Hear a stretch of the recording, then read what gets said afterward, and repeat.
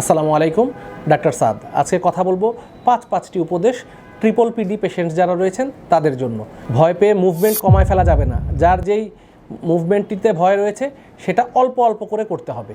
Vestibular rehabilitation exercise বা therapy যেই ব্যায়ামগুলো শিখিয়ে দেওয়া হয় সেগুলো সকালে, দুপুরে, রাত্রে 1 মিনিট করে হলেও করবেন।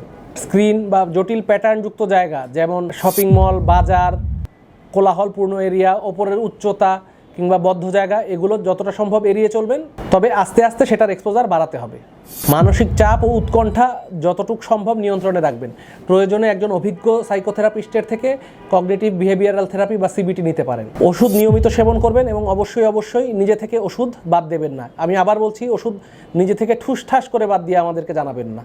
তারপরে যদি আপনার ট্রিপল পিডির সমস্যা বাড়ে বা কমে, একজন অভিজ্ঞ নিউরোলজিস্ট, সাইকিয়াট্রিস্ট অথবা ইএনটি স্পেশালিস্ট অথবা একজন নিউরোটোলজিস্টের সঙ্গে অতি শীঘ্রই যোগাযোগ করুন। আসসালামু আলাইকুম।